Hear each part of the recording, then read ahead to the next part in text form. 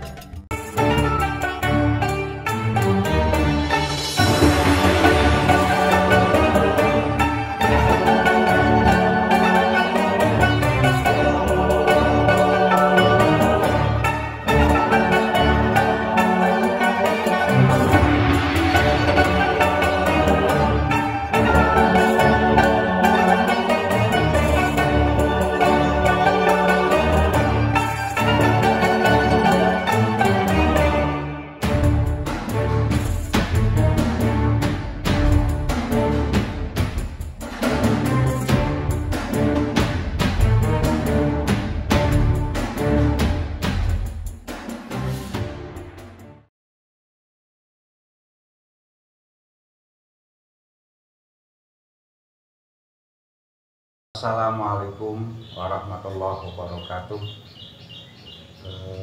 Pada semuanya yang dirahmati Allah Subhanahu wa Ta'ala, alhamdulillah pada saat ini kita telah memasuki bulan puasa, bulan yang penuh barokah, bulan yang penuh kebahagiaan.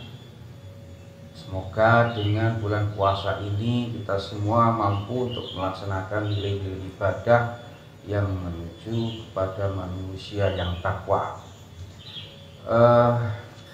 Perlu diketahui bahwa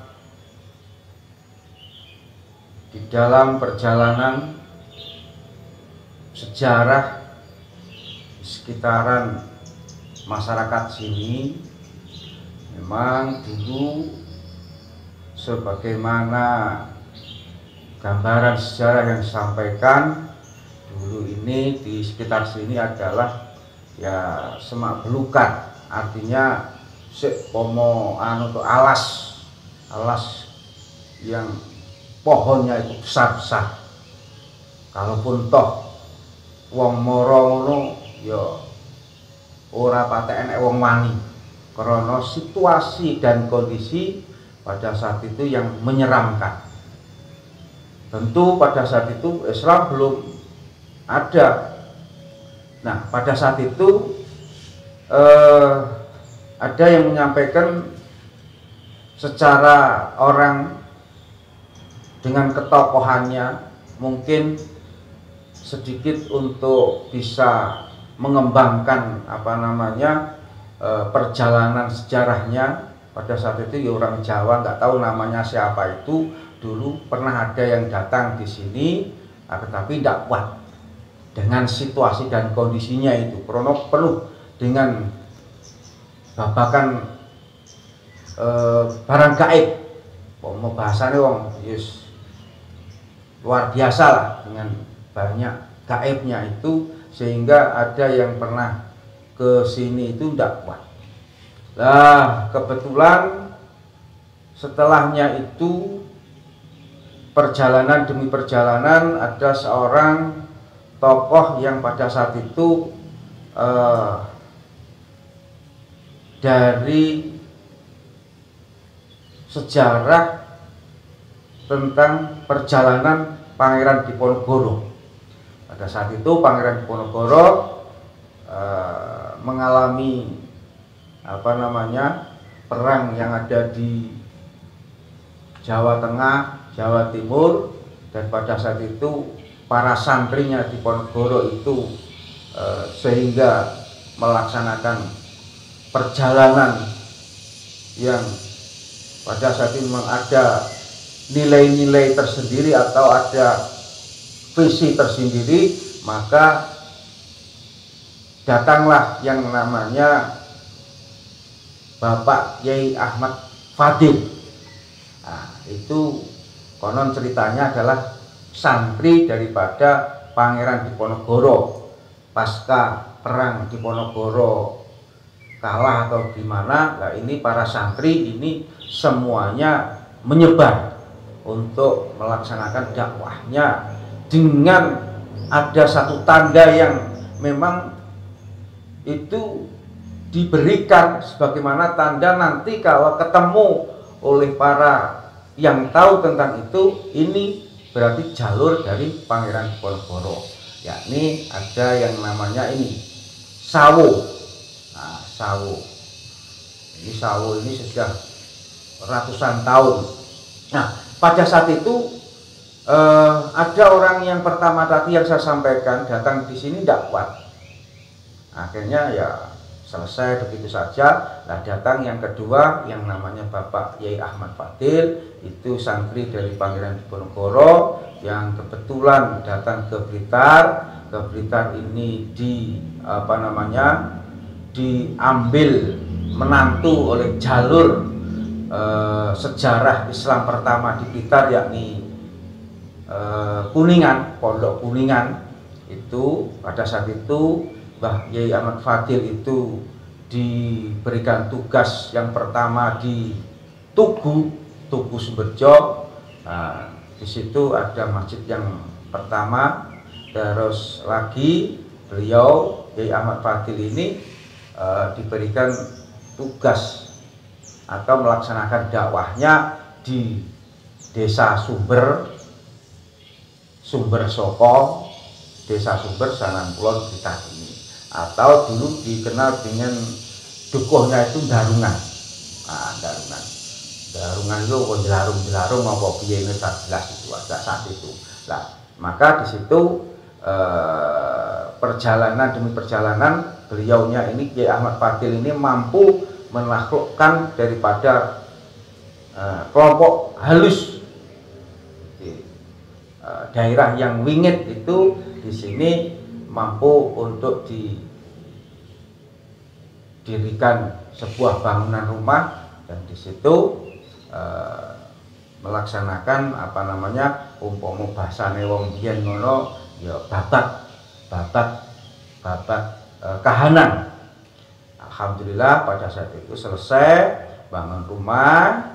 Nah, dengan konon sejarah yang pernah kami terima itu, beliaunya ini Kiai Ahmad Fadil dengan visi misi dalam dakwahnya adalah membawa Islam yang pertama di sekitaran daerah ini, mendirikan yang namanya Masjid Fadlus Salam.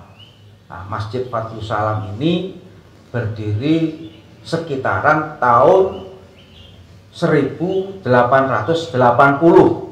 Pada saat itu memang ada tulisan yang di atas di atas genteng, di atas itu yang di mana dekatnya itu congkoknya di atas itu ada genteng itu yang bertuliskan tahun 1880. Nah, itu.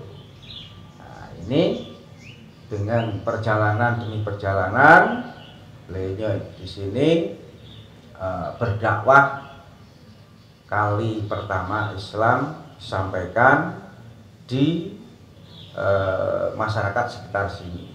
Tentu pada saat itu belum begitu banyak, hanya beberapa yang namanya rumah, barang 3 atau 4 rumah, karena ya masih bentuk alas begitu. Nah, pada saat itu beliau Yai Ahmad Fadil itu memang sangat mampu membina kebersamaan pada tokoh yang pada saat itu juga tokoh yang sifatnya memiliki jalur sendiri, artinya jalur kejawen, artinya, dan beliau ini sangat akrab, tidak saling mengganggu tapi justru saling menguatkan, karena beliaunya itu ada tokoh, lupa saya namanya, itu tokoh di Sumber Soko ini, dan kebetulan untuk jalur yang sedikit religius ini mampu untuk memposisikan keakraban, sehingga terbangunlah yang namanya masyarakat Darungan atau Sumber Soko yang pada saat ini itu sangat kental dengan keakraban. Umpomo bahasa sekarang itu nasionalis dan religiusnya itu mampu berjalan bersama-sama dalam rangka bermasyarakat. Itu gambaran secara umum. Dan masjid ini memang luar biasa. Pada saat itu didirikan tahun 1880, yang ya konon cerita ya dengan perjalanan Mbah Yai Ahmad Fadil ini ya tentu tidak bisa berkomunikasi dengan masyarakat karena belum ada masyarakat banyak, sehingga ya bangunnya ya sedikit demi sedikit begitu, dan tentu support atau motivasi atau bantuan dari yang namanya Pondok Kuningan, jalur dari Pondok Kuningan itu, sehingga dengan kebersamaan para garis keturunan Mbah Buasan dari Kuningan itu memang ya saling bahu membahu, saling bantu membantu bagaimana untuk bisa mengembangkan Islam yang ada di kabupaten kita secara umum, wabil khusus di sini sekitaran daerah ini untuk didirikan masjid yang namanya Fadlus Salam. Di dalam perjalanan juga ada sebuah cerita rada unik ini, bahwa Masjid Fadlus Salam ini memang ya dulu ya kayak Gupondoro itu bentuknya itu, jadi enggak begitu kan, tapi sakralnya bukan main itu. Pada saat itu ya kayak Gupondoro yang tidak begitu besar, tapi ada tempat yang sangat khusus dalam rangka ritualan di dalam itu. Tidak sembarangan orang berani untuk di dalam itu kalau tidak memiliki keberanian atau jiwa yang bersih. Itu laki-laki karena daerah sini daerah Sangar, Wingit itu ya tidak sembarangan orang, katanya begitu. Bahkan konon kalau memiliki pikiran yang tidak itu ketiduran itu aja terlempar itu, terlempar di luar masjid, tidak tahu itu yang terjadi semacam itu. Bahkan ada cerita lagi, ya tidak tahu ini didirikan zaman Belanda kok. Ada perjalanan demi perjalanan ini ada cerita yang pernah kami dengar yang namanya beduk. Beduk yang dibuat oleh Mbah Yai Ahmad Fadil itu dulu tuh panjang, dan dulu itu memang suaranya itu menggelegar luar biasa, sakit menggelegar, suara itu luar biasa, katanya ya bisa mengganggu lah, karena mungkin situasinya pada saat itu belum begitu tapi ya di situ pernah dipersoalkan karena sakit banteri lah, itu pernah dipersoalkan, sehingga pernah dipotong. Dulu itu panjang, itu yang namanya beduk antik itu keunikan itu. Selebihnya tentang perjalanan memang Yai Ahmad Fadil ini dengan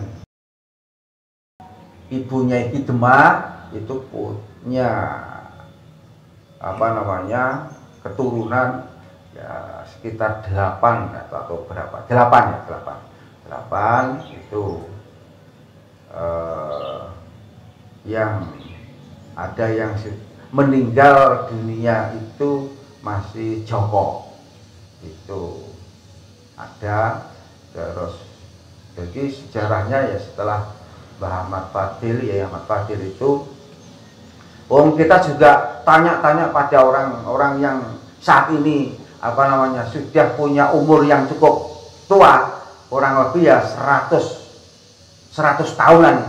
Karena kapan hari itu kami ngobrol itu, ternyata beliaunya ini juga tahu-tahu yo dia lahir di daerah sini itu ya, yang namanya masjid ya sudah ada, sawo itu ya sudah segitu. Itu yang kami juga aneh, luar biasa itu. Beliaunya itu ya orang sekitaran sini yang masih hidup kapan hari itu bercerita ya beliaunya ini tahunya ya masjid ini dia lahir sudah ada, terus sawo ini sudah ada dan sebagainya. Ini terus memang pada saat itu generasi ke generasi, sampai saya pernah menanyakan Mbah Yai Ahmad Fadil itu meninggal tahun berapa. Saya tanya pada orang yang tua itu, beliaunya ini juga tidak tahu. Ini umurnya sudah 100 tahunan itu, beliaunya juga kok tidak tahu tuh. Dulu itu saya lahir itu kok sudah tidak ngadu loh, nggak menangi gitu lah, ini nggak menangi. Nah, itu perjalanan. Akhirnya diteruskan oleh para putra-putra daripada Mbah Yai Ahmad Fadil, ada Mbah Bola, ada Mbah Jarkasi, dan yang ini paling terakhir itu Mbah Yai Komari, itu dalam rangka meneruskan perjalanan di dalam mengembangkan dakwah Islam yang ada di daerah sekitar sini. Dan kebetulan makamnya Mbah Yai Ahmad Fadil itu juga berada di belakang masjid sini. Bisa dilihat, tapi ya nggak begitu terawat karena ya lagi-lagi kondisi daerah sini ya begitu-begitu. Yang penting beliaunya ini dengan cerita yang disampaikan kepada kami oleh pada saat itu Bapak atau yang lain, itu memang Mbah Yai Ahmad Fadil itu orangnya itu sabar, tidak begitu banyak bicara, tapi orangnya itu karismatik dan mampu untuk berkomunikasi kepada orang-orang yang memang pada saat itu belum sepaham, akan tapi tidak mengganggu dan justru nyengkuyung gitu. Nyengkuyung artinya tapi ya kamu berjalan, kita berjalan. Nah, itu pada saat itulah. Dan ini memang sangat kentara dan sangat menjadi dampak sampai pada saat ini. Maka di daerah Sumber Soko ini terkenal dengan keakrabannya pada masyarakat semuanya, sehingga mampu membawa masyarakat di Sumber Soko, di sekitaran Sumber sini berjalan baik-baik sejak dulu sampai sekarang. Itu sekilas info perjalanan yang namanya Masjid Fadlus Salam. Jadi memang dulu itu ya lagi-lagi dalam membangun sebuah tempat ibadah satu masjid ini ya tidak semudah saat ini. Dulu mesti berhadapan penguasa zaman Londo ya, zaman Londo itu ya kalau enggak mampu memiliki kewibawaan ya enggak bisa. Nah, memang pada saat itu ada nilai-nilai tersendiri sehingga Mbah Yai Ahmad Fadil itu mampu melaksanakan mendirikan Masjid Fadlus Salam ini. Dan tentu dulu memang rata-rata dalam perjalanan dalam rangka untuk mengembangkan Islam itu memang sekitaran masjid itu ada yang namanya sumber mata air. Sumber mata air itu ya sampai sekarang ya dengan kering kerontangnya zaman, satu misal dengan tidak hujan lama itu yang namanya sumber ini ya tetap tetap mengalir. Nah, ini keberkahan. Nah, ini memang nggak tahu lagi-lagi orang-orang dulu itu apakah dalam rangka, tapi rata-rata dalam rangka membangun peradaban Islam dengan lingkungannya itu ini memang bagaimana menyatunya alam. Nah, kebetulan di sini mungkin yang sangat dituju itu karena di sini ada sumber mata air yang itu menjadi sumber panguripan, dan dalam perjalanan sejarah didirikan masjid sehingga ada sinkronisasi antaranya penguripane jiwa dan raga, kebersihan daripada lahir batin, mungkin begitu. Ini mungkin akan hanya kita menekan karena lagi-lagi sejarah itu pondok pesantren atau masjid yang lama yang tua itu mesti cedek karo jenis sumber-sumber mata air itu.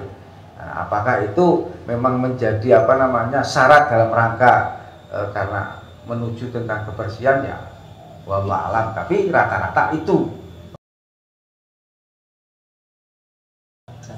Oh ya, Masjid Fadlul Salam ini tadi saya sampaikan bahwa koyak Bupondoro itu. Lah sekarang ya sudah umpama dilihat itu ya sudah ada kelihatan besar, terus kelihatan pantas lah. Lagi-lagi ini memang ya dalam perjalanan beberapa kali untuk direhab itu, kalau tidak salah ya sekitar 2 atau 3 inilah dipugar dari model koyok Bupondoro itu, terus terjadi pemugaran atau rehab oleh pada saat itu keluarga besarnya yang masih dekat dengan masjid, terus yang selebihnya mungkin untuk rehab secara total atau ya enggak total, artinya tetap ada punjer-punjer yang tidak boleh dipugar. Itu di dalam termasuk yang namanya pengimaman atau itu tembok-tembok yang besar itu ya tetap ada. Sampai yang namanya di atas itu cungkupnya yang di atas itu ya tetap itu kalau orang Jawa ngarani di atas itu ada yang namanya dodok besi. Dodok besinya itu atas itu dengan ukir-ukiran yang sangat khas pada saat itu, yang sangat halus itu ada. Itu ya kurang lebih perehaban ini ya 2 atau 3 kali lah. Dengan saat ini ya alhamdulillah sudah dilihat sudah pantas lah, dan alhamdulillah juga dengan masyarakat yang semakin hari ini semakin ada rasa memang butuh ketenangan jiwa. Nah, ini sudah menjadikan hal yang harus dilaksanakan, sehingga ya masjid ini lagi-lagi hari ini sedang mengalami kemajuan. Banyak pihak yang sering hadir dan masyarakat juga dalam rangka beribadahnya itu di masjid ya terenten lah bahasanya.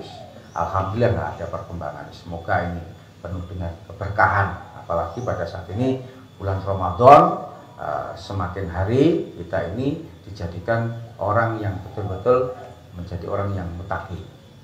Kepada semuanya, mumpung kita oleh Allah masih diberikan kesempatan untuk hidup di dunia ini, monggolah kita untuk mensadarkan diri, untuk laki-laki kita ini adalah akan berjalan yang lebih jauh lagi nanti menuju akhirat. Maka dengan adanya masjid ini, marilah kita mendekatkan diri dalam rangka wahana masjid yang dibikin oleh para pejuang, para tokoh yang memang mengharapkan semuanya ini memiliki dan mendapatkan kebahagiaan dunia akhirat, dan ini semoga ini bisa terwujud. Dan lagi-lagi kepada semuanya, mumpung kita sedoyo masih diberikan kesempatan ini dengan memiliki sebuah keyakinan, dengan kita bermasyarakat mampu untuk membawa keberkahan yang namanya masjid ini menjadi bagian yang tak terpisahkan dalam rangka menjadi wahana atau sarana satu dalam hablum minallah, satu hablum minan nas, sehingga mampu menerjemahkan Islam yang mendapatkan kebaikan kita dalam bermasyarakat itu, dan kebaikan lagi kita sangat bisa menata diri melaksanakan daripada perintah-perintah Allah. Itu yang semoga kita mampu dan bisa untuk mendapatkannya. Terima kasih.